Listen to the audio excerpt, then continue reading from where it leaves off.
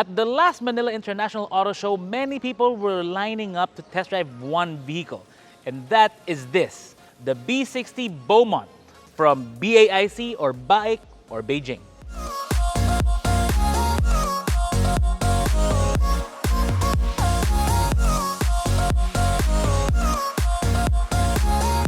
Hey everyone, Vince here from AutoIndustriya, and yes, I've got the B60 Beaumont for you today.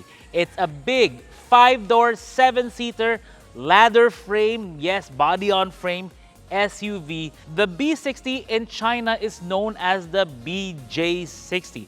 But in export markets like, the Philippines, they drop the BJ for the obvious reasons.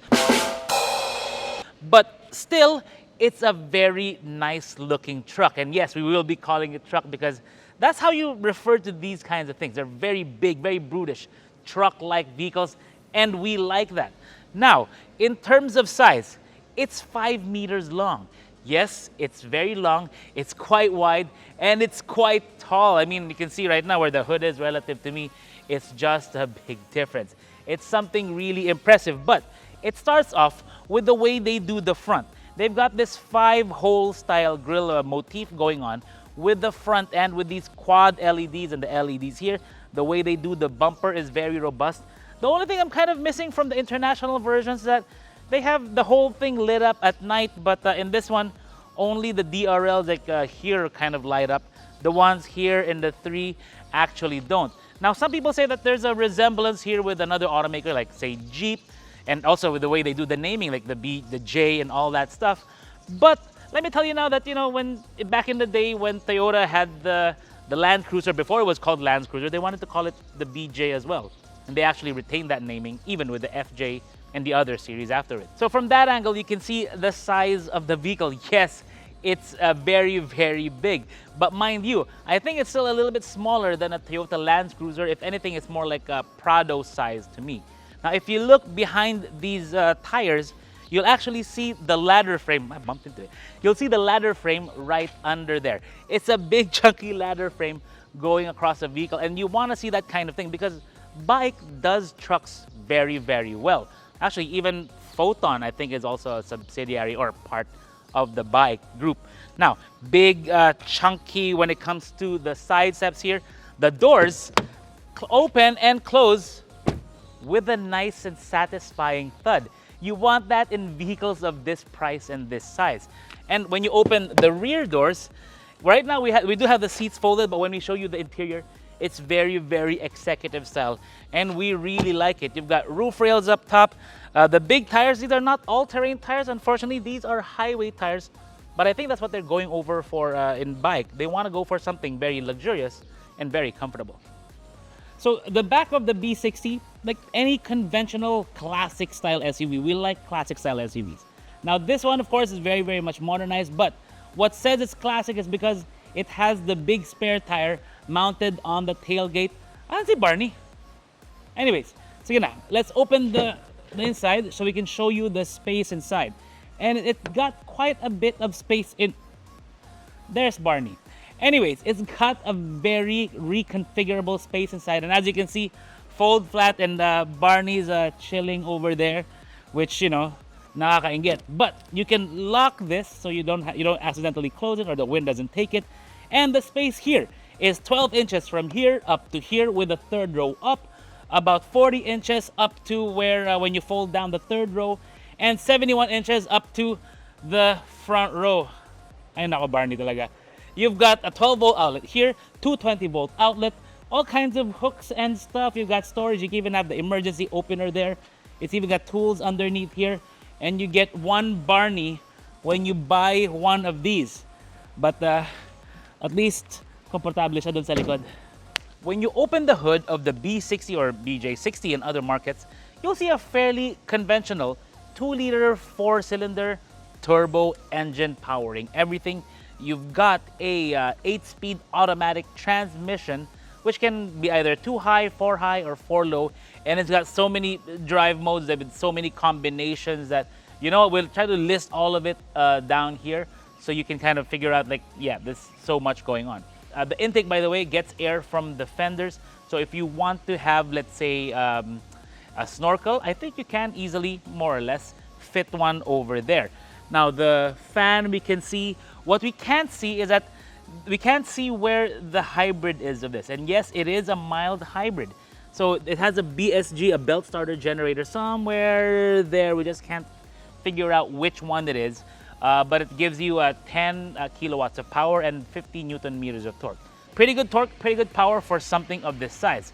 But does it feel good when you drive it? We'll find out later. But first, let's check out that rather lavish interior.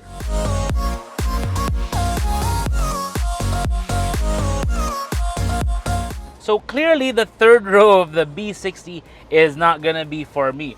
But still, the seating here, the actual cushioning, is pretty good, all things considered. You've got 2 AC vents, lights, grab handles, cup holders. No USB ports here in the third row. But really, the main thing here is the how high the floor is, which you can see it when you look at where the wheel is relative to the third row. So it is right under me, or even a little bit forward, so they have to raise it up. So yeah, it kind of compromises the room here. Just not going to be great for long drives and not going to be great for taller individuals, but that is to be expected.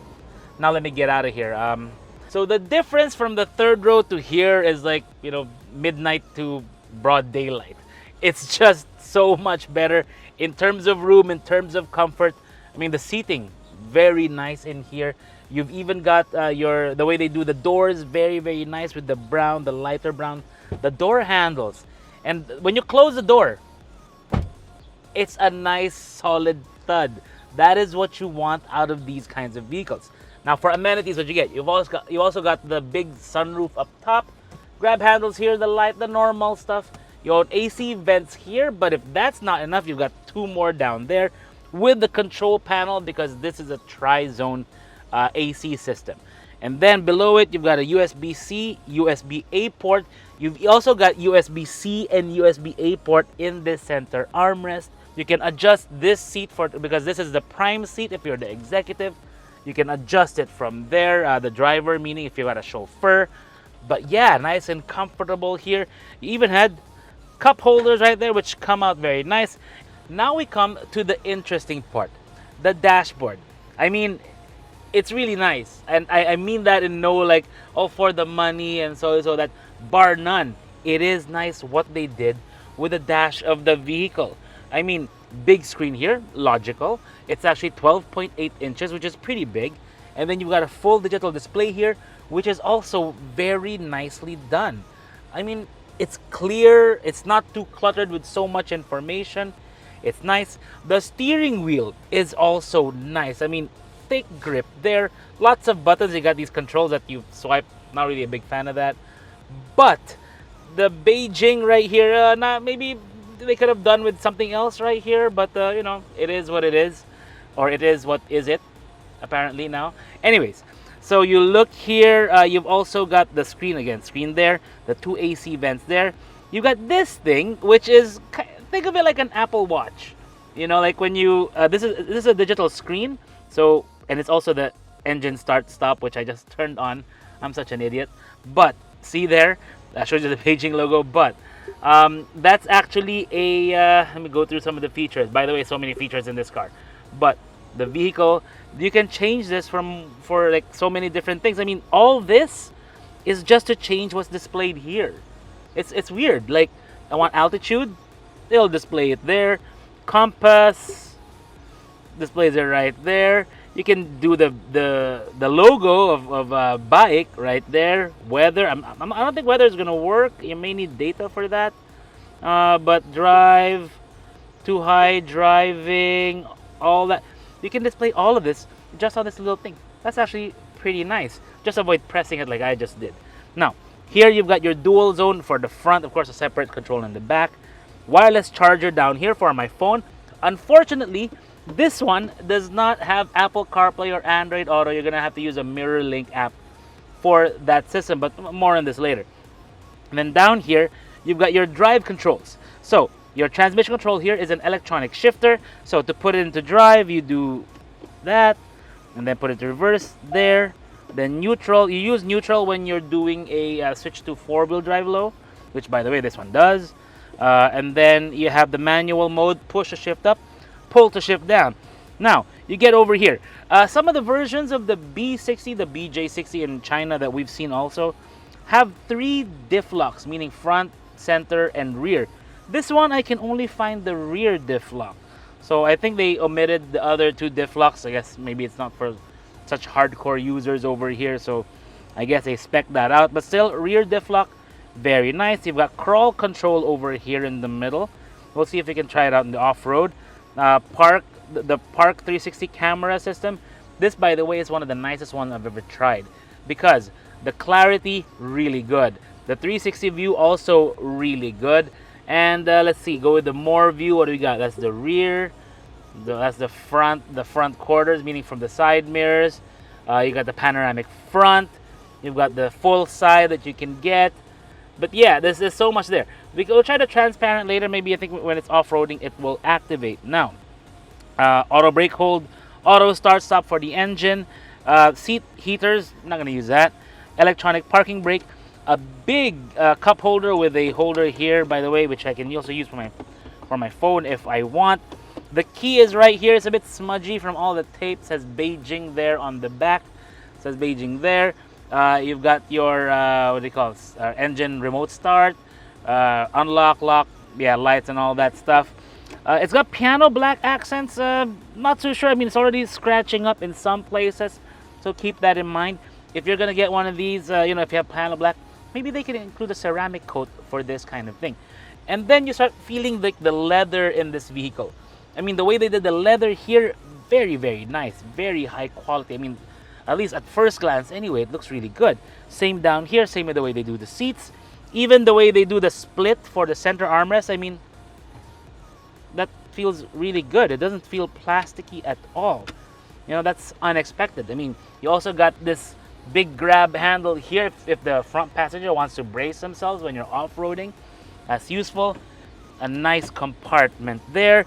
It's a 2-tier design, so you've got another shelf underneath with your USB ports. So I've got 2 USB ports on this side, USB-A and USB-C, both charging only. Here on this side is where you have the data port, but still, given that it doesn't have Android Auto, I can't really use it anyway. So I'll just use the wireless charging. At least it's getting some use right then and there. They have the window controls and the mirror controls up here on the door sill, door top, which is similar to a lot of other SUVs, like the classic ones.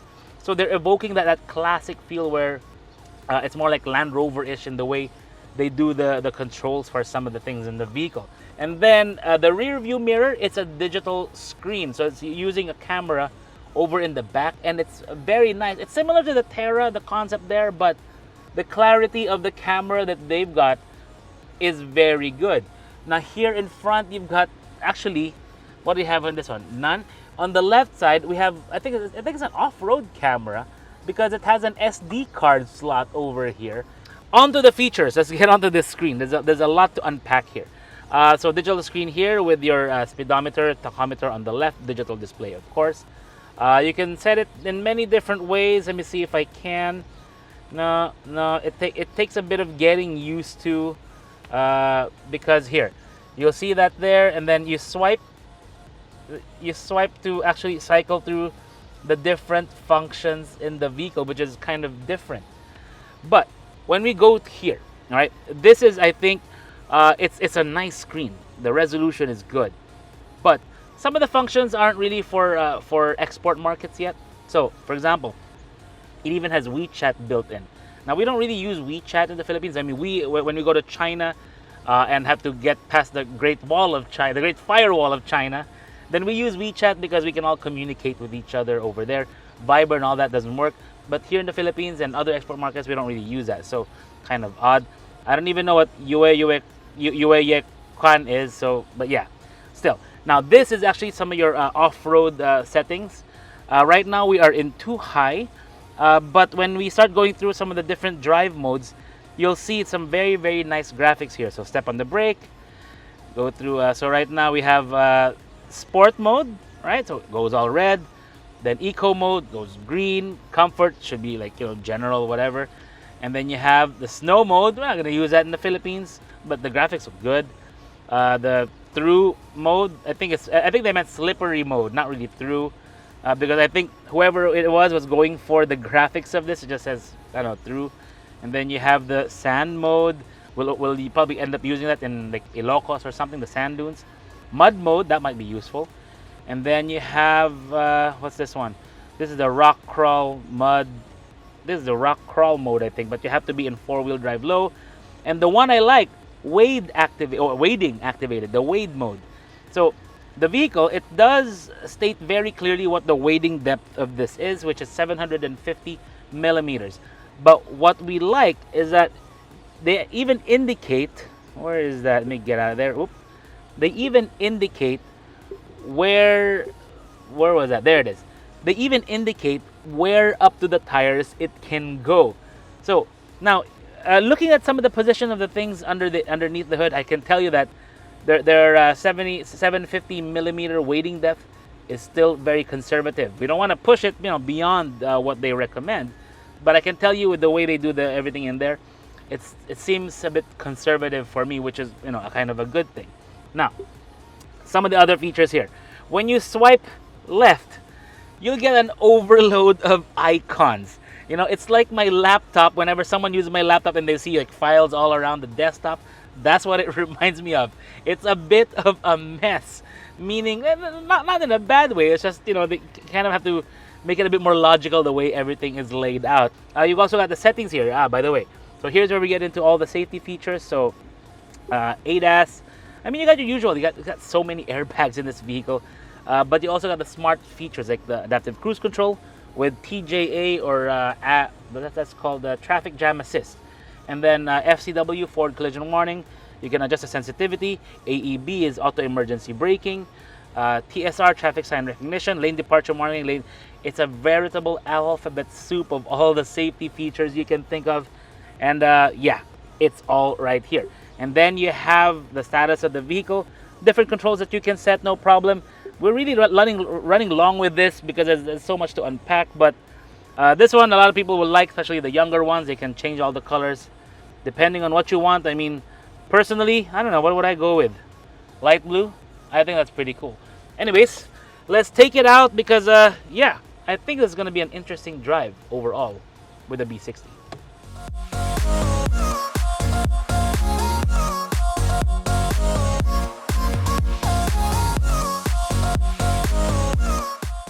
First impression, the moment you sit inside, start the engine, and get going, is that you feel like you're driving a big truck.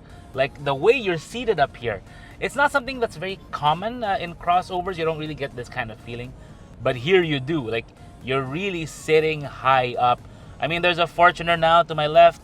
Yeah, I think my eye line is much higher than his. And that's already a fairly tall vehicle. So keep that in mind. This does give that impression that you've got a commanding view of the road ahead. You feel like you're really towering over everything. And that's, why you buy one of these SUVs in the first place. You buy it to get that kind of feeling. So, driving it around town, the ride is very much like a body-on-frame SUV.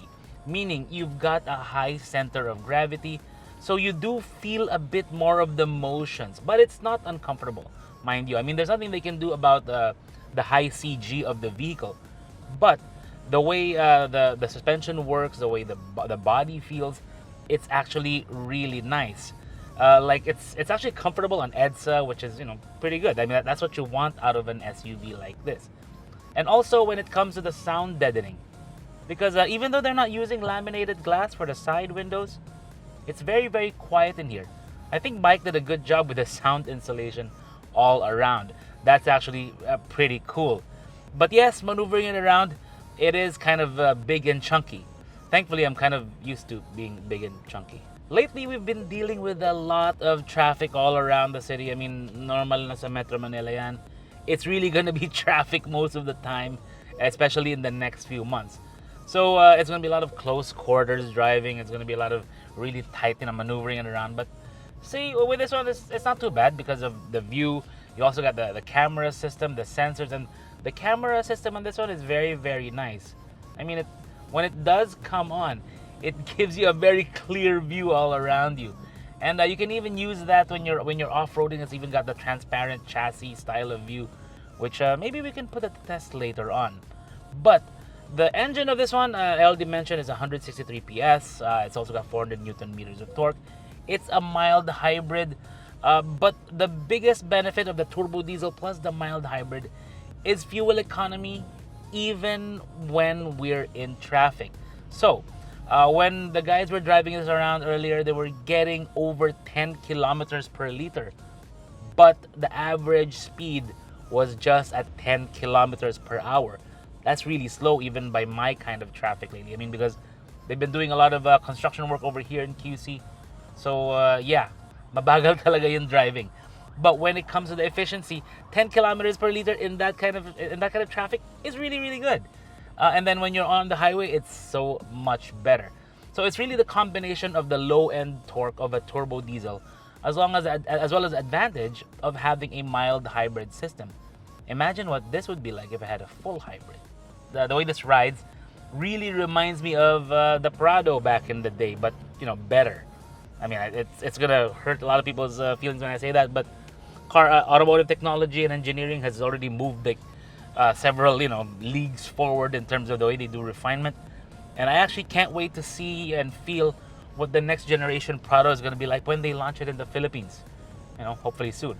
But I can probably say that this is going to be very similar to how that feels. It's going to feel high quality, it's going to feel good. And when it comes to the power, let's see, torque response is right there. I mean, that's what you want in a vehicle like this. You want it to be sprightly, even though it is 2.5 metric tons, meaning 2,500 kilograms, dry. I mean, that's even without me and without Barney, who's in the back seat sleeping while I'm talking about the car. That's Barney. Now let's try some of the other features here. Let's do the adaptive cruise control. So right now I've set it to 39. Let's see if we can bump that speed up to 40. So let's see if it maintains the distance of the car ahead. My foot is off the gas, so I'm putting my life in the hands of this car, and it is slowing down. It's braking. That's pretty cool. It's got this function where it can help you manage the traffic jam, and I have to say, it's working perfectly fine. That's what I want in a vehicle. I want to be able to trust the safety features, especially in traffic. Now let's resume that one. So now we're doing 40. Let's see, what's our speed? Our minimum speed, our target speed now is 50, but it's only doing 47 because the vehicle ahead is doing 47. Now motorcycle came in. The vehicle did not panic. Didn't do a panic brake. That's good. That's a good sign. Some of the other ACCs I've tried before, when a motorcycle cuts in, it'll panic brake. Not this one, which is good. So yeah, that's good. At least I know I can trust the safety features in the vehicle. I mean, this one does have a lot. Has all those fancy safety features where it can maintain you in your lane. I think. Let me try that. The lane keep, all that stuff. Blind spot. I mean, the blind spot naman is kind of normal already.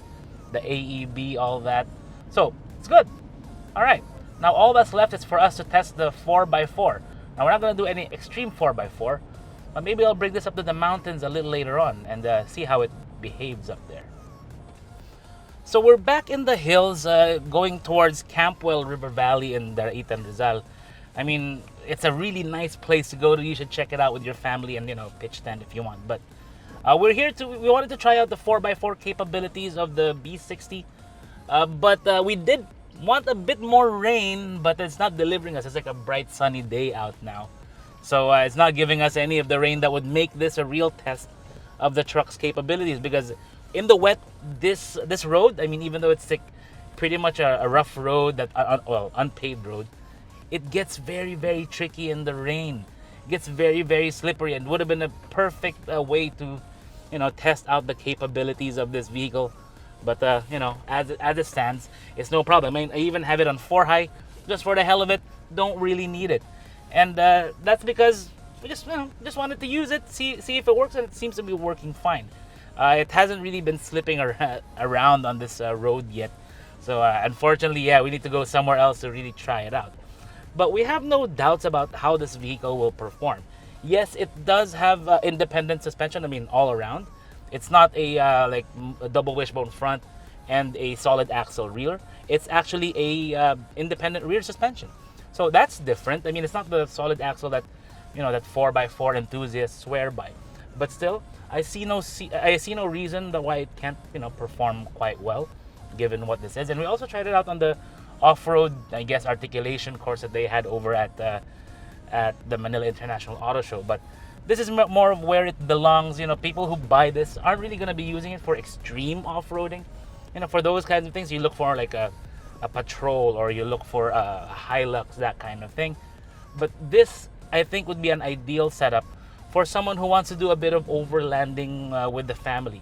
Meaning you drive somewhere, you want to camp out, you want to chill, and if ever you encounter roads like this, or even worse roads than this, then, with this one, no problem. You've got the ground clearance, you've got the 4x4, you got the locking rear differential. You don't get the center locking diff or the front locking diff, at least I think anyway.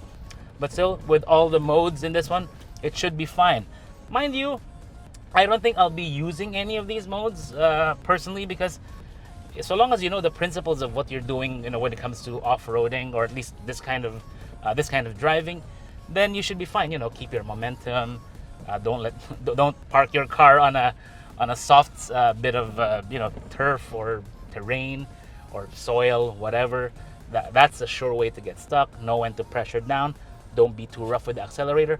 All of these things, these are the things that these 4x4 traction or terrain modes are meant to simulate. Someone who knows, who has experience when it comes to off-roading. It just gives you that capability. But if you know what you're doing, pop it into 4 high or 4 low if ever you need to. Activate the rear diff lock, and you're good to go.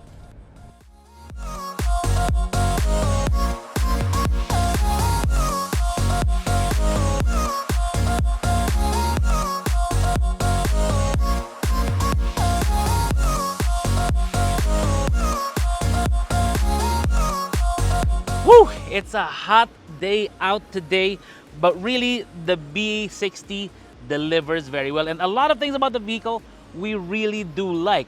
We like how good the truck-based platform feels. BAIC does that very well, and we can tell with the way the B60 feels. Just feels robust. And when it comes to comfort, very good. When it comes to the quality, the interior, very nice as well. But also when it comes to the features, all that, everything really works. We're trying to look for things that are wrong with it. Not too many to list, actually, apart from I still wish it had Android Auto and Apple CarPlay. But from what we understand over there at BAIC Philippines, they're already starting to work on it. So hopefully the next iterations of these, like the ones that are rolled out to customers, will have those features. But the real point of discussion here is going to be the pricing. Because as it stands with a 2-liter mild hybrid, it can't take advantage of any import duty brakes. And that's why the price of this is at 3.188 million. Now, when you look at some of the pricing of the other vehicles in the class, it's going to be a little bit close there. I mean, even the GAC GS8, which is, I think, a little bit smaller than this, is well below it in price, but also well below it in terms of capability. So that's really what this kind of vehicle offers you. It offers you capability, but it's up to you whether you're going to put it to the test. And if you do get one of these, I don't know, fit it with a tent, maybe try to go overlanding, off-roading with it, I think it can really do it. And maybe fit some better tires. This is Vince of AutoIndustriya.com. Thank you for watching, and don't forget to like and subscribe. Init, makapag-aircon nga muna.